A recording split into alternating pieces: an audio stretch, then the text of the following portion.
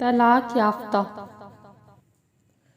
وہ ایک قبر کے کنارے بیٹھا اپنے آپ ہی مسکرا رہا تھا۔ مریم کے ساتھ گزرے حسین لمحے اس کے دماغ میں فلم کی طرح چل رہے تھے۔ وہ سارے خواب ایک ایک کر کے جینا چاہتے تھے، وہ جن کی حقیقت ہونے کا سلسلہ شروع ہو چکا تھا۔ اچانک تیز ہارن کی آواز کے ساتھ اس کی مسکراہٹ اداسی میں بدل گئی اور سارے خواب ٹوٹ گئے۔ اس خوفناک حادثے نے اس کی پیاری بیوی مریم کو چھین لیا تھا۔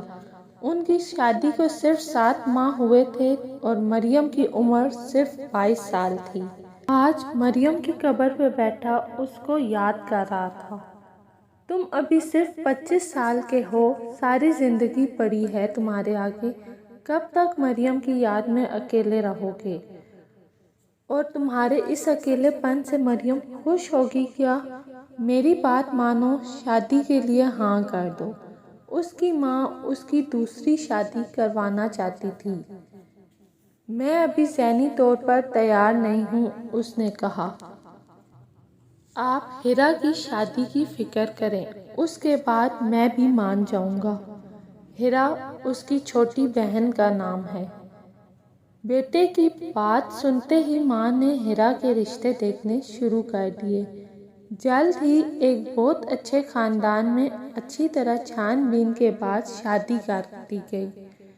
اب ماں نے اس سے دوبارہ شادی کی بات چھیڑی۔ وہ مان تو گیا، پر اس نے ایک شرط رکھ دی کہ وہ کسی طلاق یافتہ لڑکی سے شادی کرے گا تاکہ کسی کی بے رنگ زندگی میں رنگ بھر سکے۔ اور شرط سنتے ہی اس کی ماں کا رنگ غائب ہو گیا اور وہ غصے سے لال پیلی ہو گئی۔ میں کسی آوارہ بد کردار لڑکی کو ہرگز اپنی بہو نہ بناؤں گی۔ بھلا شریف لڑکی کو بھی طلاق ہوتی ہے؟ طلاق تو تیز ترار، فتنی اور آوارہ لڑکیوں کو ہوتی ہے۔ میں ہرگز کسی طلاق یافتہ گھر سے نہیں لاؤں گی اپنی بہو۔ اب تو ماں بیٹے میں اسی بات پر انبن رہنے لگی۔ وہ اپنی ماں کو سمجھاتا کہ ہمیشہ برائی لڑکی میں نہیں ہوتی، لڑکے بھی خراب ہو سکتے ہیں۔ اسی انبن میں 18 مہینے گزر گئے۔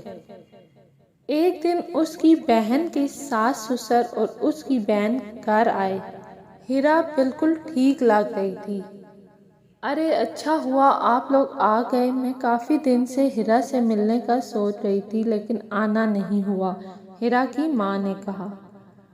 اب سب کمرے میں موجود تھے۔ ہیرا کے سسر بولے، مجھے سمجھ نہیں آ رہا آپ لوگوں سے کیسے کہوں۔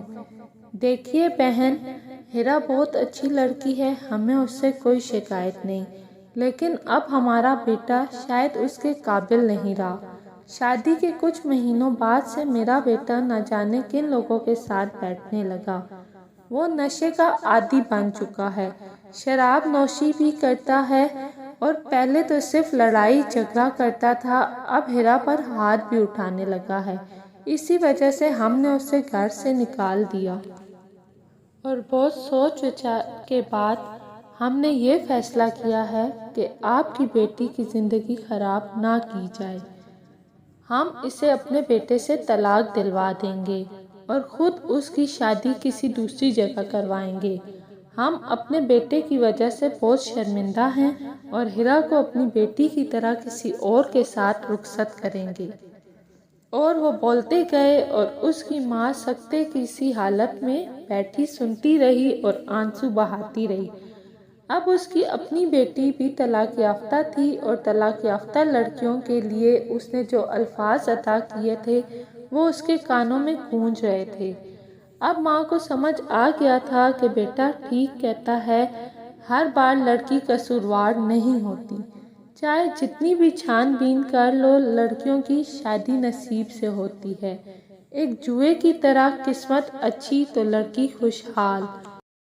طلاق یافتہ ہونا کوئی برائی نہیں، یہ تو قسمت کے کھیل ہیں۔ اکثر برے سے برے اعمال والی لڑکیوں کے گھر بس جاتے ہیں اور اچھی سے اچھی لڑکیوں کے نہیں بس پاتے۔ تربیت سے پرکھیں، صرف اس وجہ سے کوئی رائے قائم کر لینا کہ طلاق یافتہ ہے بہت زیادتی ہے۔ معاشرے کا توازن برقرار رکھنے کے لیے ہمیں اپنی سوچ کشادہ رکھنے کی ضرورت ہے۔